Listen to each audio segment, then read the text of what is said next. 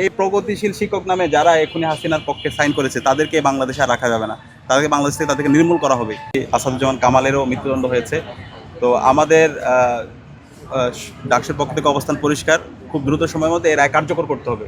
যতক্ষণ পর্যন্ত এই রায় কার্যকর হচ্ছে না ততক্ষণ পর্যন্ত শহীদের আত্মা শান্তি পাবে না। এই খুনি হাসিনা এই বাংলাদেশে যে গণহত্যা এবং শিশুহত্যা করেছে, যে শিক্ষার্থীর উপর নিপীড়ন নির্যাতন করেছে, এই খুনি হাসিনাকে দ্রুতই দেশে এনে এই রায়কে কার্যকর করতে হবে। এটা হচ্ছে এখন এদেশের আপমন মুক্তি জনতার, ছাত্র জনতার দাবি। একই সাথে তৎকালীন পুলিশের আইজিপি মামুন, তাকে যে 5 বছরের কারাদণ্ড দেওয়া হয়েছে তাদের আমরা অসন্তুষ্ট। আমরা আশা করব তার যে ন্যায্য বিচার, সে যে অপরাধ করেছে সে অপরাধ অনুযায়ী সে রাজসাক্ষী হয়েছে, কিন্তু তার অপরাধের মাত্রা অনুযায়ী তার আরও বেশি শাস্তি পাওয়ার সে যোগ্য। তা আমরা আশা করব এখানে আন্তর্জাতিক অপরাধ ট্রাইব্যুনাল এই রায়টা শহীদ পরিবার এবং তাদের সব সাক্ষী সবার মতামতের ভিত্তিতে, ছাত্র জনতার মতামতের ভিত্তিতে এটা আবার নতুনভাবে রিভিউ করবে, সে প্রত্যাশা থাকবে।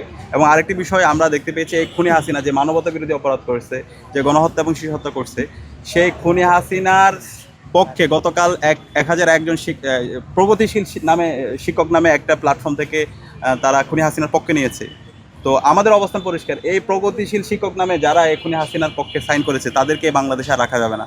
তাদেরকে বাংলাদেশ থেকে তাদেরকে নির্মূল করা হবে।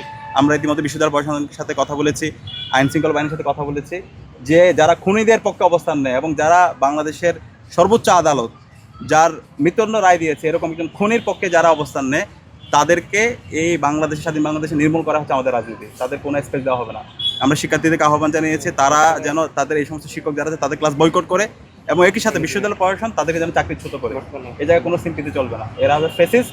এরা এই খুনি হাসিনা যে গণহত্যা এবং শিশুহত্যা করছে তাকে নর্মালাইজ করতে চায়, তাদের কোনো ছাড় দেওয়া হবে না। বাংলাদেশে হাসিনা এবং হাসিনার দূষর এবং হাসিনার প্রতি যারা সিম্প্যাথি দেয় তাদের কোনো রাজনীতি চলবে না। বাংলাদেশের রাজনীতি হবে বাংলাদেশপন্থী যারা আছে তাদেরই। সুতরাং হাসিনার পক্ষে যারা অবস্থান নেবে আমরা তাদের প্রত্যেককে আমরা এই স্বাধীন বাংলাদেশের বিচারের আওতায় নিয়ে আসবো।